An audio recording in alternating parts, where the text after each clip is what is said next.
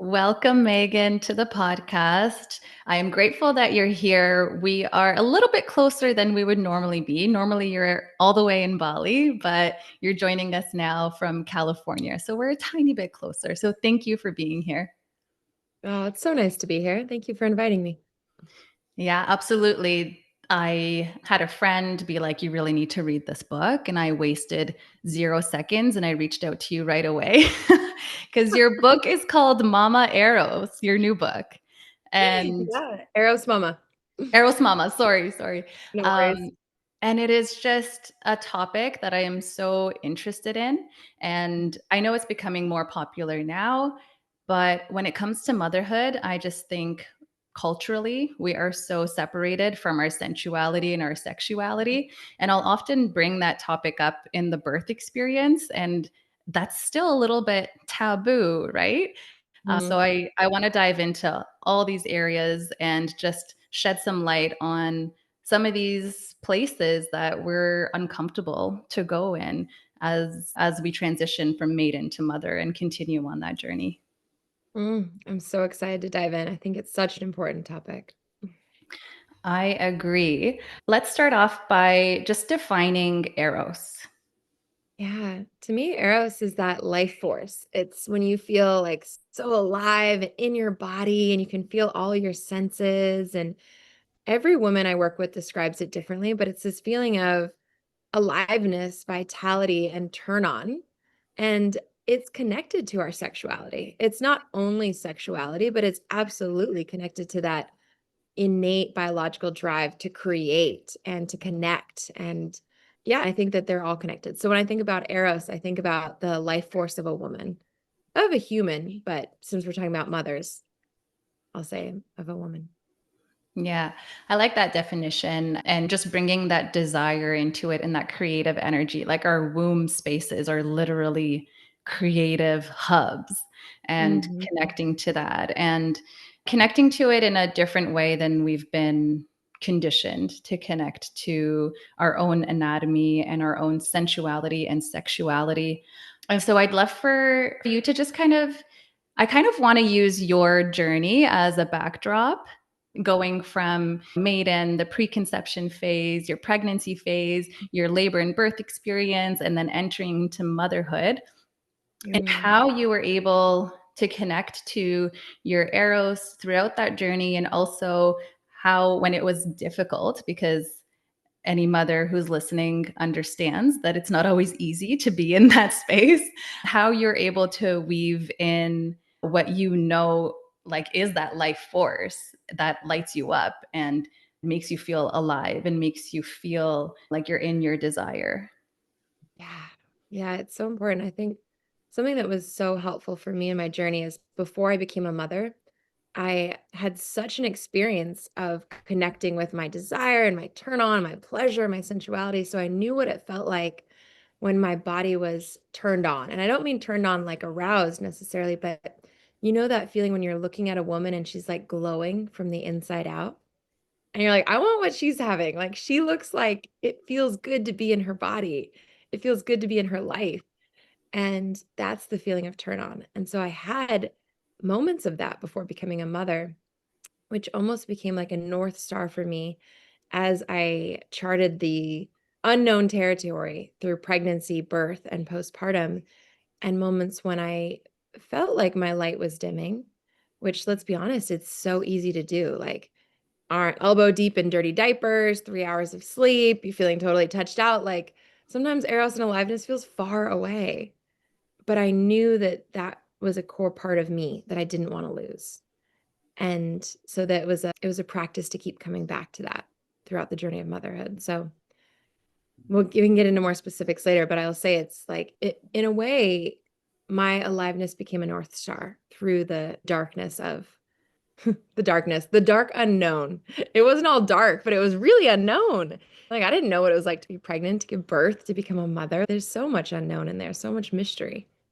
Absolutely. I often like describe it as how can you expand into the unknown? You don't really know where you're going, but you are also called to like widen and expand and explore and be curious in this very unknown territory, which is the whole pregnancy, labor, birth, and postpartum motherhood journey. Yeah. So what was that?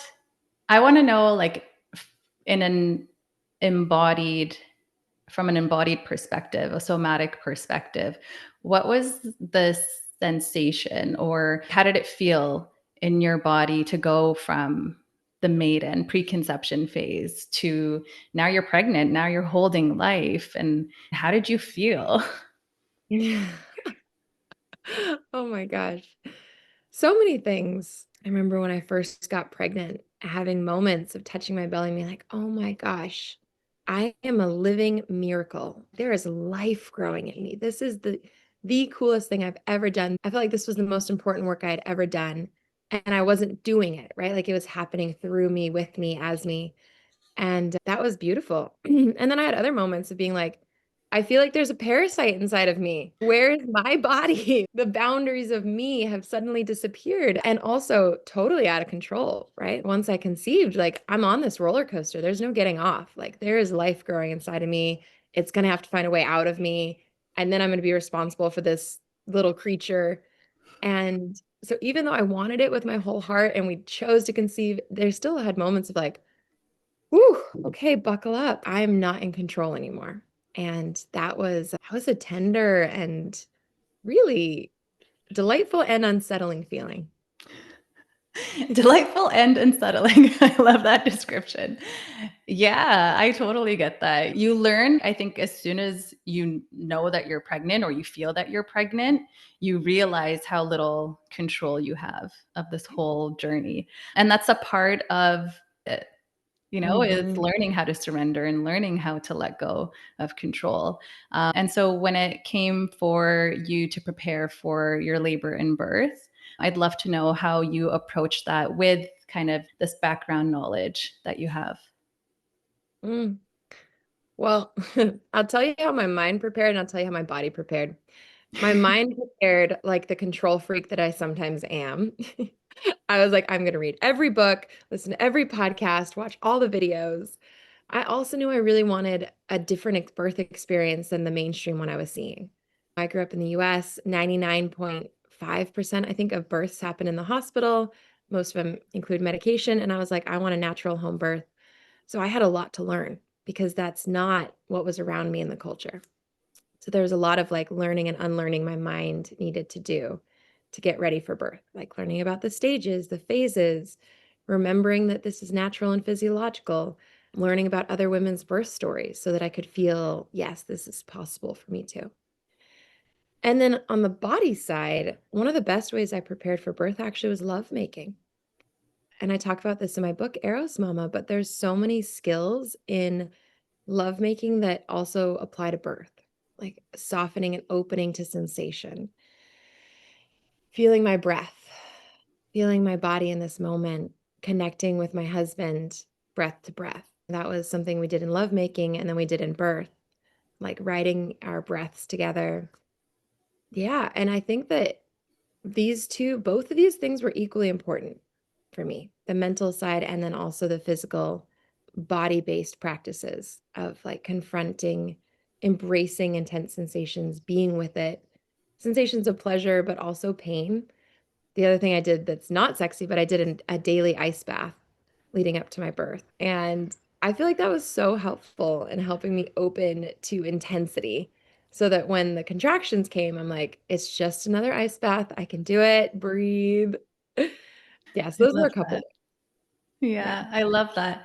During my retreats, we'll do cold immersion, and it is such a powerful tool to help women prepare for the intensity because it's kind of like a shock to your system. Like your breath is going to kind of halt, like your chest is going to expand a little bit, and learning how to soften in that and find your center, kind of like the eye of the storm, because we all have that ability, but it is a skill that needs to be practiced beforehand. Mhm. Yeah. Absolutely. I love that. Yeah. So I love that. And also to let people know that it is safe to be exposed to cold temperatures during pregnancy and that you can use it as a tool. It can be your ally.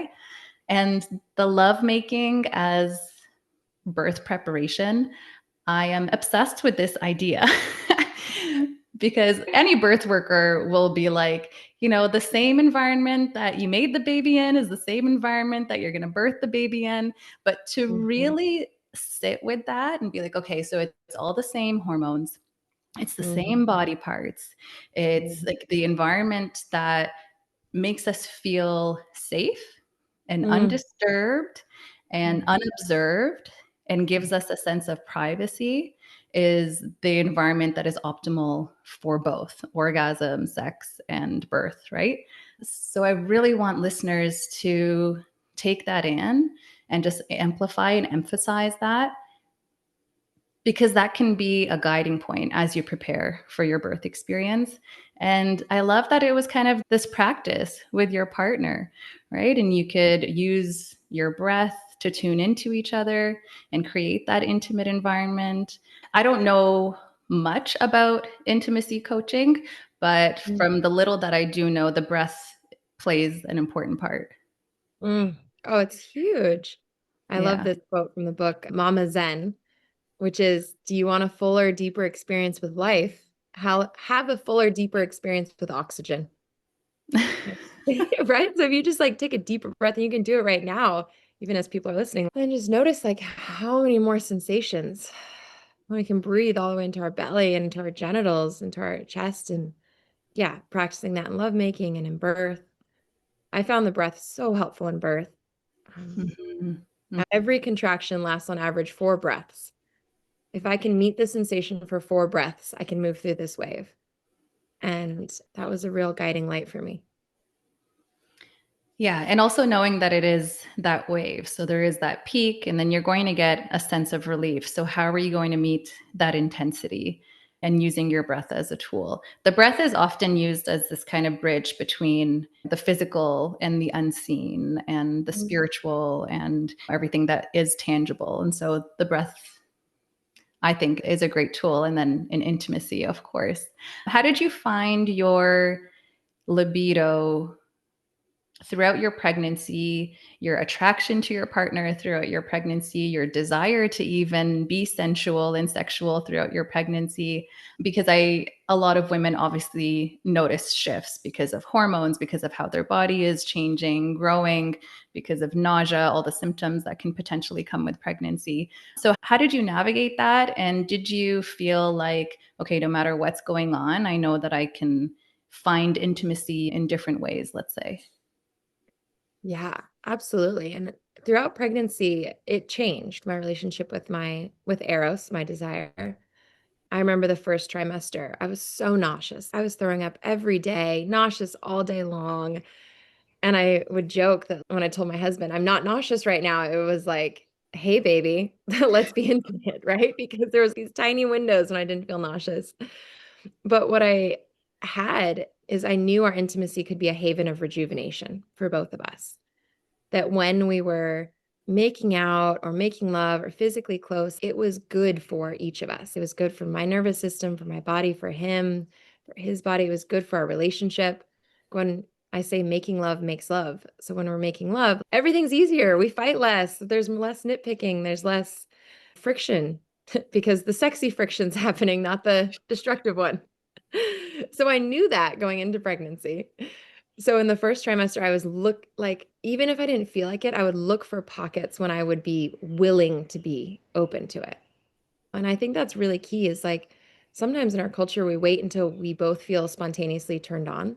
But for a lot of women, and this comes from the book Come As You Are, a lot of women have responsive desire, which means they don't feel like making love until something sexy is already happening, until they're already making out with their partner, until they're already experiencing some kind of pleasure. Then their body goes, yes, I want more of that. So part of my practice in the first trimester was like when I had those windows, when I wasn't nauseous and I didn't feel sexy yet, but I was willing to lean into some type of connection with my husband. And then the nausea faded a bit, and second trimester was fun, right? Like all the blood flow down to my pelvis and my pussy. It was like, woo! I found it way easier to orgasm, and my nipples felt so erotic. So it was really, I was surprised by how erotic I felt. in the second trimester.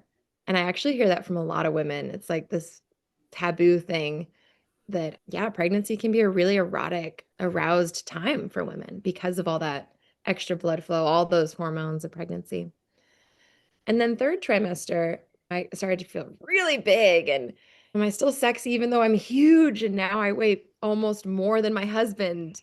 Like I'm bigger than him. And that I felt like moments of, am I still attractive? And I definitely fluctuated between moments of feeling like a whale and then moments of, there was this amazing Frenchman that I ran into at the end of my pregnancy. He's like, oh, I love a pregnant woman. It's a woman in full bloom. And I was like, oh, yes, that's how I want to see myself. And I had moments of that. My husband loved my body. He told me every day, you are so beautiful.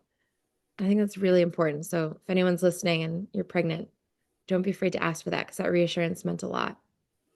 Mm. And yeah, and then third trimester, it was like more about finding lovemaking. I felt more tender and bigger. And so it was like being creative. Like we did lots of spooning, lovemaking, or a lot of massage, aches and pains of carrying all that weight. He would often massage my body. And then that created some intimacy between us.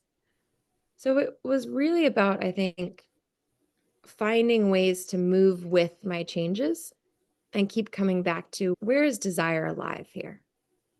Where can we find genuine desire and intimacy, even as we're both changing into this journey of becoming parents? Yeah. And relieving some of the pressure, but looking for those windows, Yeah. I think Yeah. is important. And I think the orientation too for a lot of women can be, oh, I'll just do it for him. He really wants it. I don't really want to. And I encourage my clients of what if you lean into intimacy for yourself? You leaned in and asked your body step by step what you want, what would feel good to you. And because often women will have this experience, they don't want to make out, they don't want to make love, but once they get into it, they're like, oh, that's pretty nice.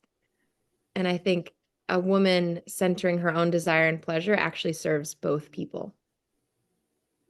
Yeah, absolutely.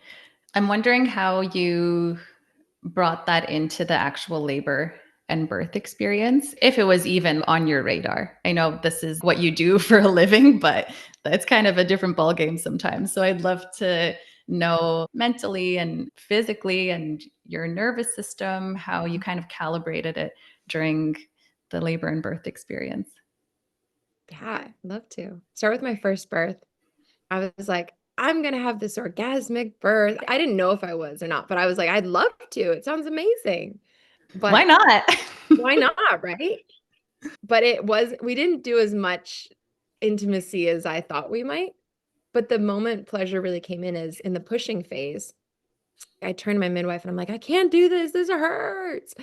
And she's like, pleasure and pain are the same. It's just how your mind interprets it. And in that moment, I'm like, all right, this is not pain. This is pleasure. And I put a smile on. And you know what?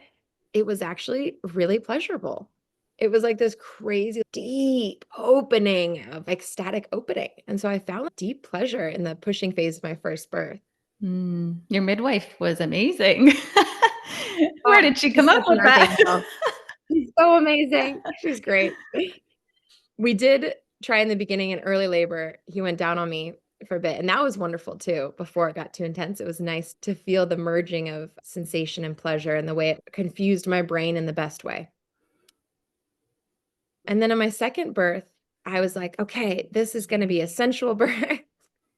But the thing with birth is it so has its own plans. I Oh, feel like yeah. anyone who comes into birth with a really hardcore agenda, it's like deeply humbled by our bodies. Yeah, Um, that's a part of it. I'm convinced that's a part of it because so becoming a mother and even like for the second, third, fourth time, however many kids you have, you need that sense of releasing control and surrender. Whatever you have in here, something different might play out. And the real lesson is how you navigate that. How are you going to navigate mhm. parenting these children? You're receiving the transmission of all these codes of how to actually parent these children. Absolutely. I think it's both so powerful and so humbling to have that moment of, okay, my mind is not in control here, right? It's my body. My body is making all the calls. And that's such a cool blueprint that I still come back to again and again of what does it feel like to really let my body lead? Hmm. Yeah, so I thought it was going to be intimate or sensual. It wasn't, but the thing that we did that was so empowering is we held each other and kissed between contractions and then breathed together through the contractions. So, like forehead to forehead, breathing together through every contraction. And that was one of the most bonding experiences of our whole marriage. And I felt like there were moments I really drew on his strength to move through it. And he said he saw me in a way, he's like, you look like this primal ancient witch, like tapped into kind of deep feminine power.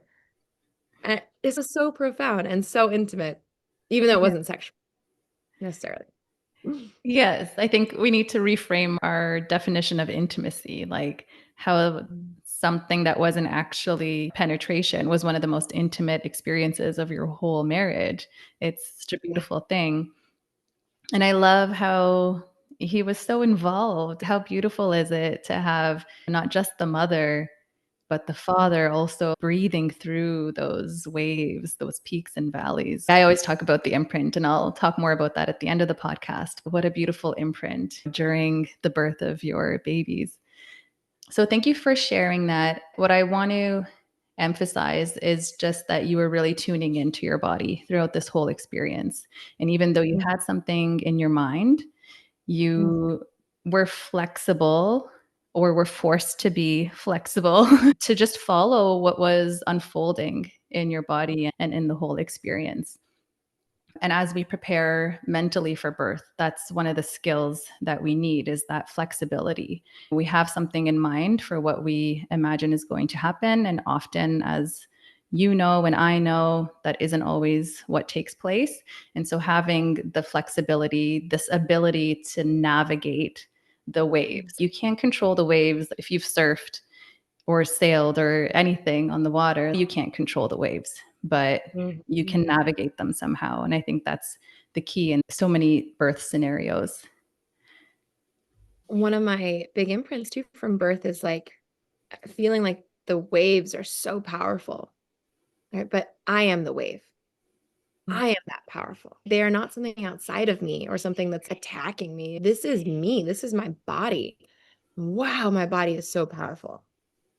And I think that's a really important shift for a woman in birth to realize I'm not fighting something, right? I'm just becoming something so much more powerful than I thought I could be. I love that reframe. I haven't heard that before, but totally. I like thinking back to my experiences. That is how I felt. It was just this like, whoa, my body is so powerful. And it is truly so powerful. So I want to touch on trust in your intuition. Mm. And the reason I want to go here is because, of course, it's so important on our whole journey in labor and birth, especially. But I think getting in touch with your sensuality, your sexuality gives you the skills to do this. And I'd love for you to Yeah, elaborate on that. absolutely. I think that the biggest thing that I got from my sensuality training before becoming a mother was that I can trust my body, right? That my body instinctually knows when something feels good, when something feels bad, when I'm a yes to something, when I'm a no, and that it doesn't have to be a really complicated intellectual thing. I can just keep coming back to my body again and again and trust what feels good. Like one of the communities I was part of would say it has to feel good to be good, right? It has to feel good to be good. And if something's not feeling good, it's not right for me or for my family. The little example is we hired a sleep training coach when my baby was little and we were so tired. And as soon as I was on the call with this coach, I could feel my whole body contracting and feeling tight and like, oh, this doesn't feel good. And so I was like, oh, I'm actually a no to this. Not to say that anyone else's approach isn't right, right? Like every woman is going to have a different intuitive hit. But for me, that's what my body was saying. And I think that I could feel my body's no so clearly because I was connected to my body, my sensuality, my sexuality. Right? I think that for a woman, they're all connected. Your sex, your pleasure, your eros, your intuition, it's one thing. Mm-hmm. 100%. Yeah. And this is something that we're remembering now, but for the most part, we've forgotten, we've severed that connection for whatever reason, culturally, or just your conditioning, your family upbringing, different experiences that you've had, potentially traumatic experiences. We learn throughout our life to sever that connection, but this is our power source as women. And so reconnecting to that through our sensuality, our eros, our sexuality, and shedding, it's almost like unlearning all of the cultural stories and the shame and the guilt and all of that to come back home to yourself. This is almost the key, right? Of coming back to yourself. It's huge. I feel like it's where we as women find our power. Yeah. Imagine a woman not connected to her sensuality, her sexuality. She doesn't feel connected to her pussy, her womb. So then she can't really feel her body. So then she doesn't know what she's a yes to or a no to. So then she's full of second guessing herself and doubting. Then she's leaning on other people for advice. What do I do? I don't know what to do. Right. And then she's more easily controlled by a system Mm-hmm. versus a woman who's like deeply rooted in her pussy, her pleasure, her desire, who can feel intuitively if something's off, who trusts that, who follows that, that she's so much more rooted in her own power. Mm-hmm. Right. Mm-hmm. So you can just see how I think that's really at the heart of why I'm so passionate about this work. Because I'm like, we need more women that trust themselves and their power, because I think our world wouldn't be in the state it is if we had women that were connected with their deepest body-based power. I agree so deeply with that. And I think a part of why I'm doing this birth preparation work is so women get in touch with that power through the birth Mm. experience, like as an initiation into that, and know what their yeses are, know what their nos are. And then that makes their mothering journey so much more intuitive versus always looking to an external source for these answers, right? Oh, Mm. such beautiful work. Thank you. Yeah. And so as you were talking, I was like, oh, so this is prenatal care. Yeah, I guess it is. I haven't really thought about it that way, but yeah, prenatal, postnatal. Absolutely. This is going to be on my naturopathic prescription pad from now on. I love that.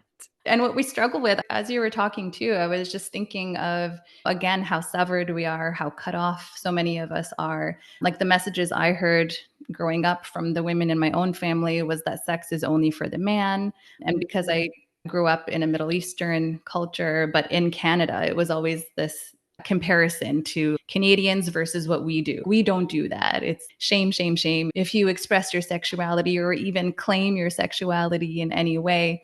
And so it's hard to go from the maiden, where there's so much shame, and then into motherhood.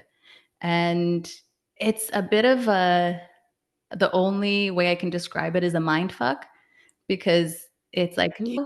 how do I like merge these two?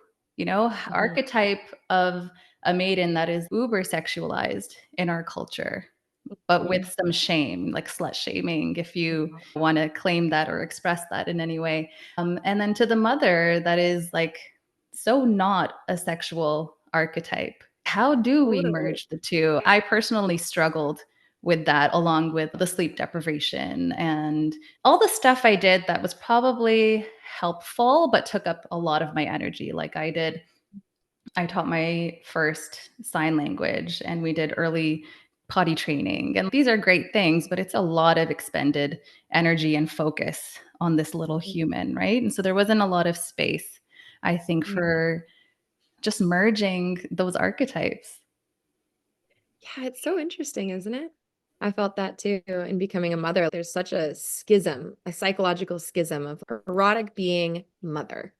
Hmm. And think about so much of Christianity is built on the Virgin Mary. Like she's a mother who has never supposedly had sex, which is crazy because obviously, if you're a mother, you've had sex. And it's really interesting the schism, though, right? Of like, even the word, I joke about the word MILF. right? Mother, I like to fuck, or I'd love to fuck.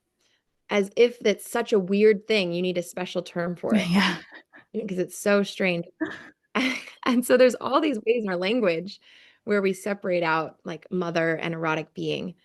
And I think the work of modern women is to be like, no, I'm actually a whole woman, right? I am a whole woman. I am devoted to my babies and a mother, but I'm also an erotic being.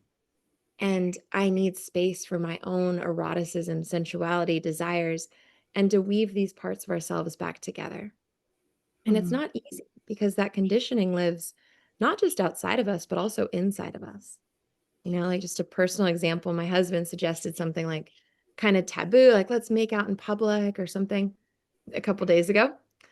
And I was like, oh, I can't. I'm a mother. Right. And I was like, wait, whose voice is that? Whose voice is that in my head? And so it's really the work, I think, of like finding these voices and catching them and questioning them. Is that true for me? Is that the narrative I want to live?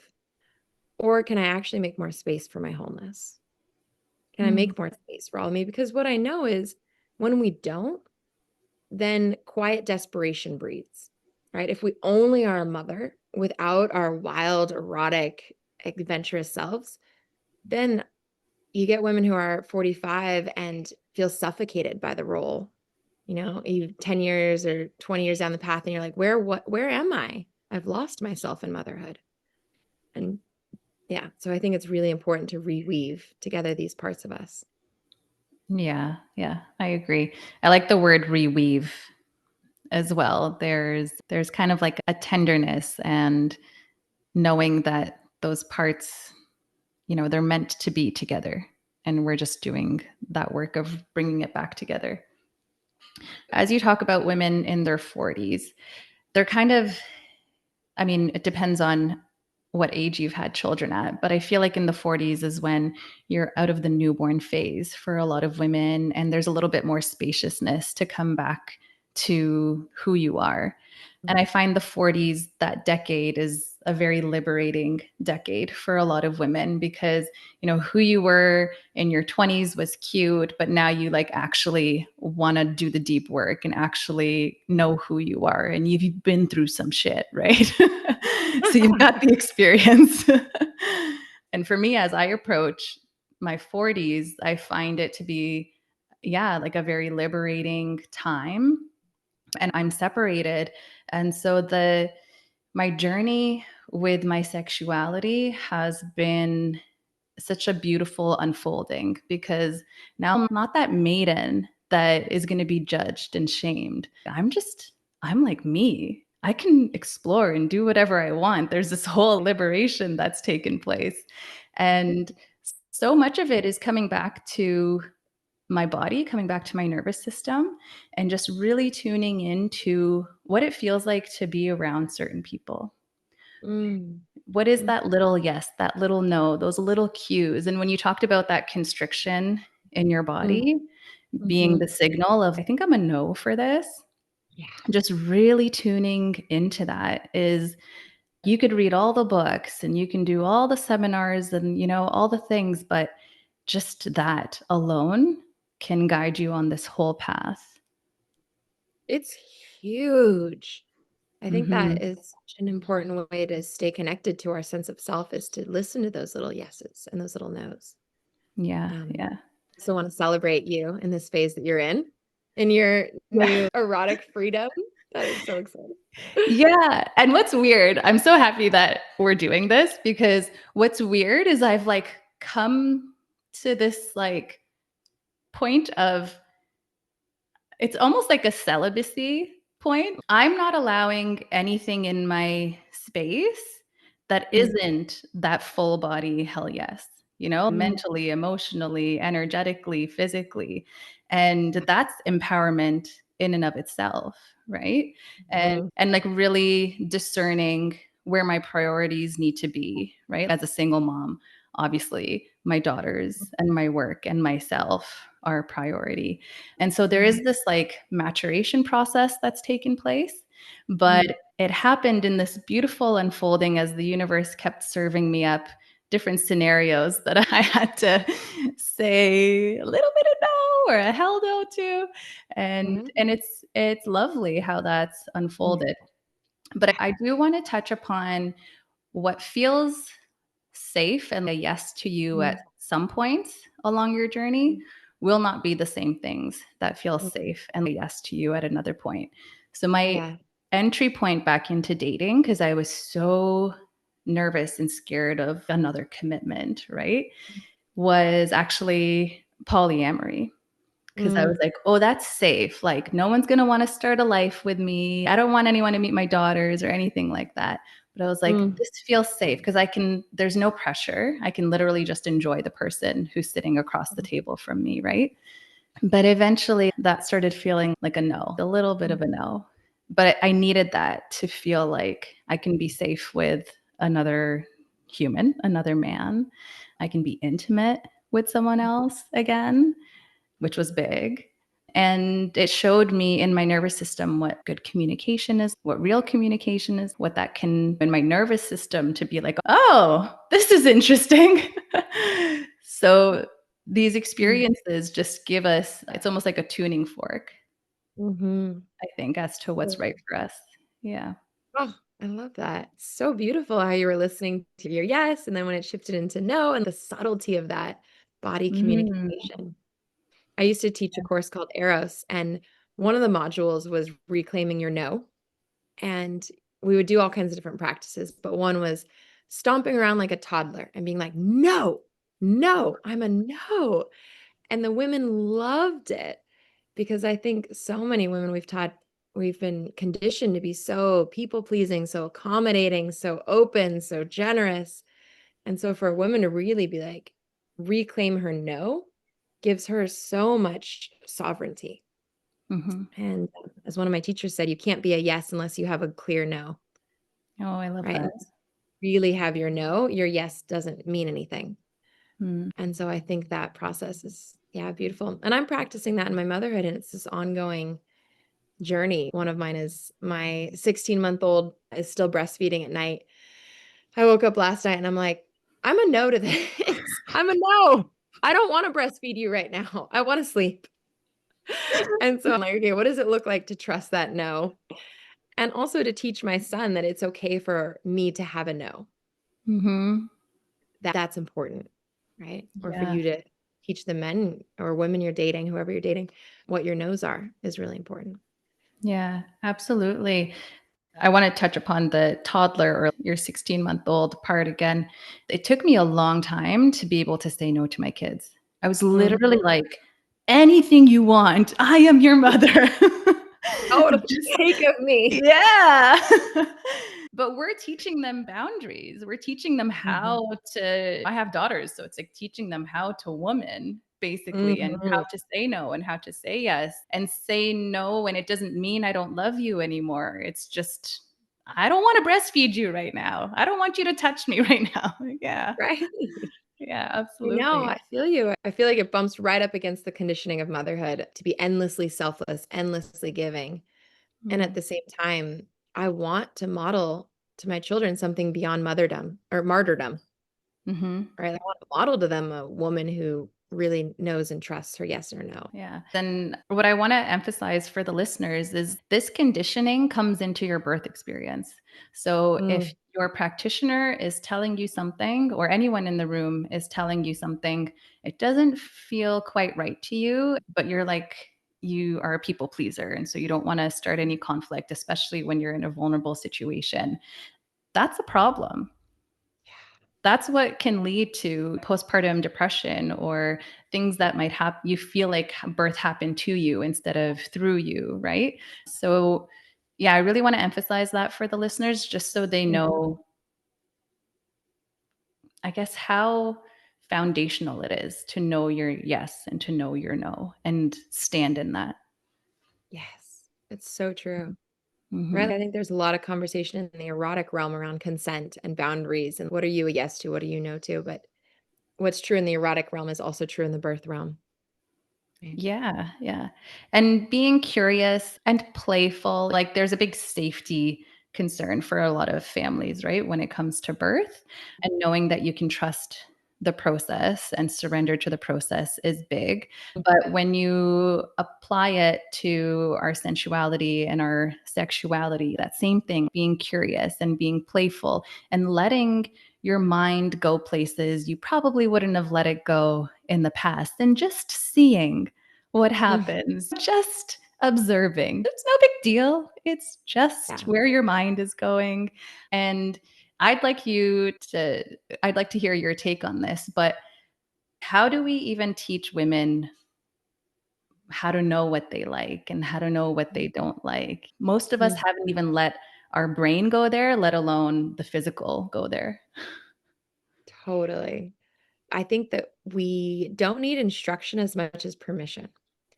Mm. Like, I think if we can give ourselves permission to explore, our bodies will tell us what feels good and what doesn't. It's really just taking off that lid of good girl, do it right, accommodating, people pleasing, to give yourself a little permission to play again. One of the things I talk about is the idea of erotic innocence. Imagine who you would be if you didn't have all this shame and all this conditioning and you felt your own erotic innocence. What would you want to try and explore? And what would you want to test out? And when I work with couples, we do a lot of intimacy games because I think games are a way to get out of the heaviness that can sometimes come around sex, especially for long-term couples that are struggling with it, and to start playing again, right? Like one of the games we do is like A/B testing. Do you like A kind of touch or do you like B, like a squeezing touch? And giving yourself permission to try out really different things and to listen to what's lighting me up and what's not. Mm. Yeah. And I'm obviously going to bring this back to the birth experience because in the birth experience, when you're laboring, what you think or what you might have in your birth plan or have discussed with your birth partner might not feel good in that moment, right? And Mhm. so maybe they try something and it requires you voicing that, right? And Mm, so I like how you describe taking the lid off, being this good girl, this people pleaser. So that practice of voicing your needs, so yeah. foundational in the labor and birth and postpartum Mhm. experience. But I love that you can practice this ahead of time in the realm of sensuality and intimacy and sexuality, because again, so many of us have not even let our brains go there, probably would never voice to our partners that we want something or desire something or want to try something. And so this is kind of like, again, prenatal care. So that you can, when it comes to the point of you're in labor and you really want something, but you're kind of hesitant, you haven't really stepped into that power yet, just knowing that it's going to serve you. It's helpful for anyone who is supporting you to know what you need, and that just practicing that skill ahead of time of really voicing your needs and desires. Absolutely, and I think, like in birth, like in sex, sometimes that requires a little experimenting. I remember my second birth, my midwife was like, "Why don't you lay down and cuddle and breathe through early labor?" And I tried it, and then I was like, "Oh, no, I need something different. I need to get up." And then I was getting up and I'm like, "Okay, yes, that feels like a yes." And then I had this soft music playing and I was like, "Wait, I need something different." And so we turned on this Amazonian tribal music and I'm like, "Yes." And it wasn't like I was laying in bed thinking, "I need to stand up and do tribal music." It was like a moment to moment listening of like, "Is this it or do I need a shift? Is this it or do I need a shift?" Mhm. It's true Yeah. in birth. It's also true in lovemaking, right? You might be like, "Oh, this soft sensual is nice. Okay, but I actually want something like a little darker." Or maybe you try that and you're like, "Oh, I actually wanna feel a little closer to you. Let's breathe together." And then so can you trust the moment to moment impulse? Yeah. Yeah. I love that. And it's always coming back to the present moment. Yeah, because your desire is a present moment thing. It's arising moment to moment and guiding you moment to moment if you're willing to listen and explore and trust. Yeah. Are we talking about birth or are we talking about sensuality? I don't know. Both, I know, both. but the parallels are just mind blowing. Parallels are unreal. Yeah. I wanted to ask you about some of the daily rituals that you guide your clients with so that they can It's almost like a daily reminder of your femininity, of your power, because it's so easy, especially in motherhood, I just want to get through this day. And Mm. so having these anchor points to weave that into your day, I think is really supportive. And I'd love to hear you don't have to list many of them, but just an example that you would offer to your clients. Yeah.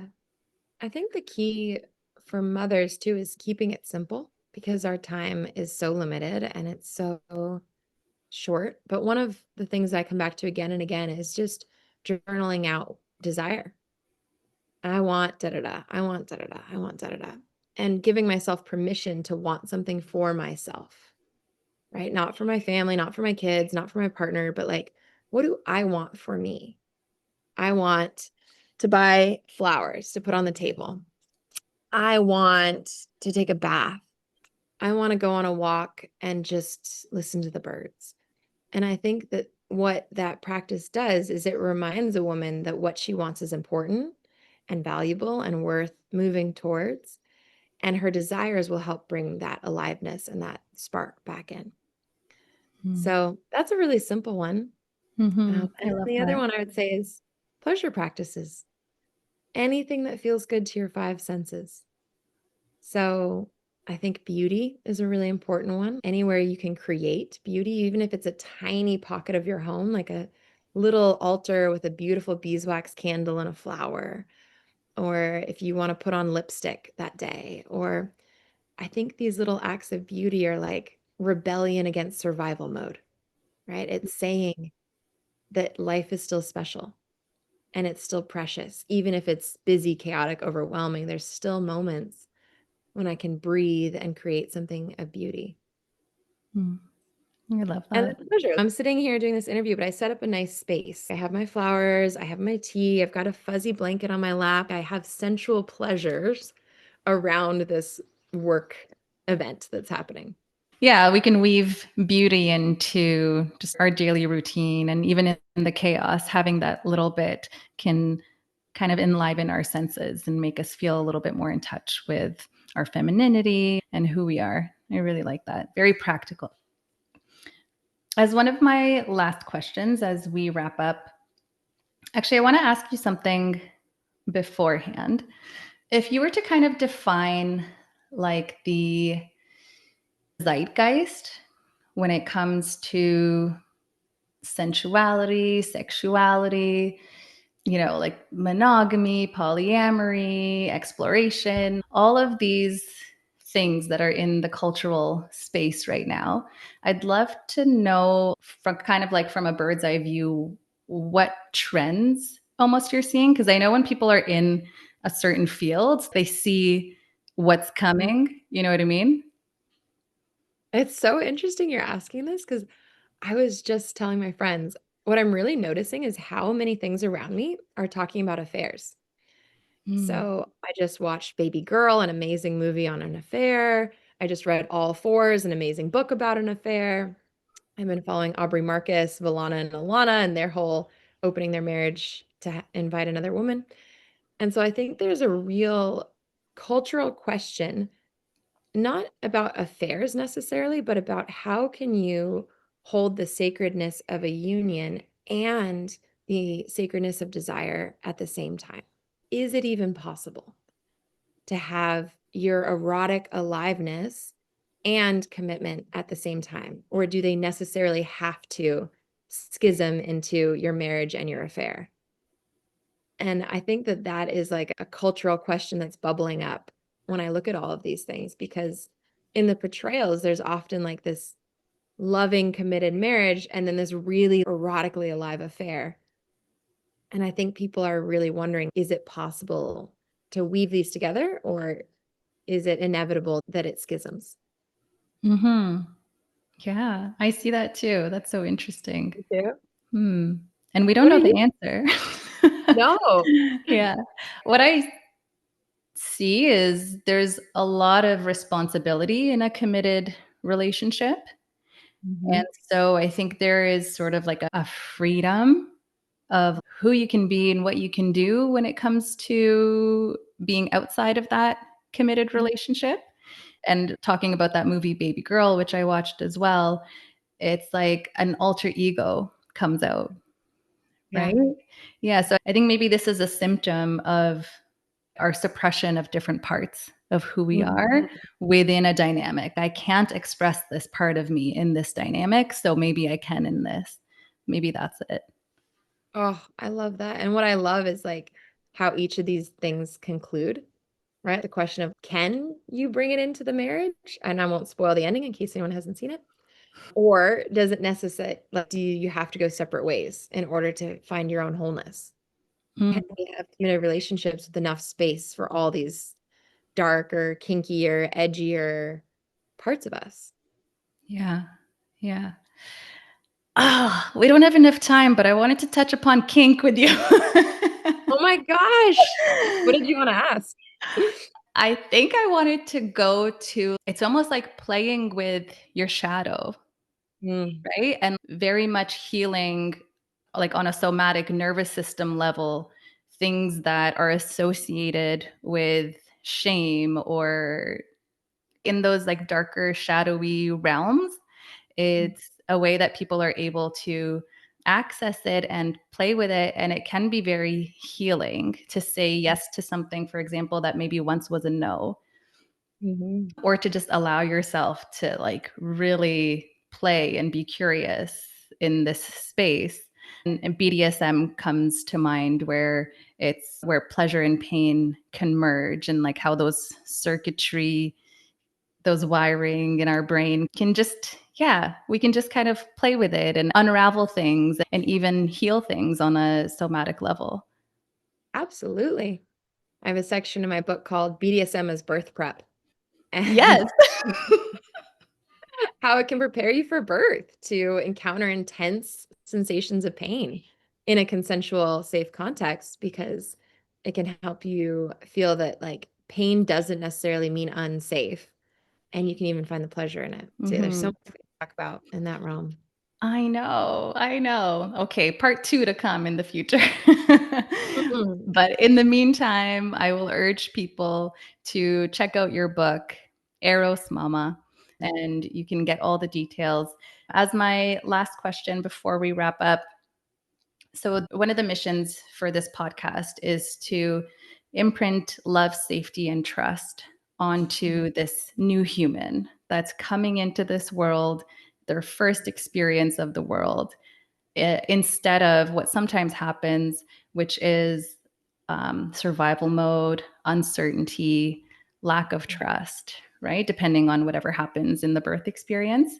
And that's not permanent. There's lots of things we can do to repair. But as a naturopath, I see that prevention is the best medicine. So if we can empower mothers and families ahead of time, we are also empowering this new human.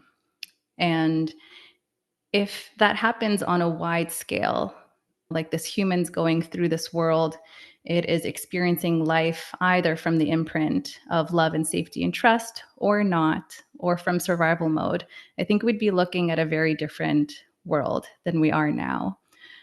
So, with that being said, Megan, what would you like to imprint onto the ears of the listeners? It's a lot of new moms, it's a lot of families preparing for birth. It's also women who want to birth something beautiful into the world. So, if you could imprint something onto the ears of the listeners, it's a lot of new moms, it's a lot of families preparing for birth. It's also a lot of women who want to use that kind of vital womb space, life force energy to birth something beautiful into the world. What would you like to imprint onto their ears? Mm. I really want to imprint that they can trust themselves, that they can trust their bodies, their yes, their no, and that the more they can listen into their body's sensations and their intuitive wisdom, the more beautiful and centered their life will feel. That's what I want to imprint. That's so beautiful. Thank you for that. I really hope that it permeates into this field and whoever needs to receive that message receives it. Megan, if people want to work with you, if they're curious, if they're just realizing, oh my gosh, this is prenatal care, how can they get in touch with you? They can go to my website, megandlambert.com, or they can reach out to me on Instagram, also at Megan D. Lambert. Amazing. I'm going to put that in the show notes so people can access it easily. And again, thank you so much for taking the time to do this. I appreciate this. This was such a beautiful conversation, an important conversation for us to have. So thank you, thank you, thank you. Oh, thank you so much. It was such a pleasure.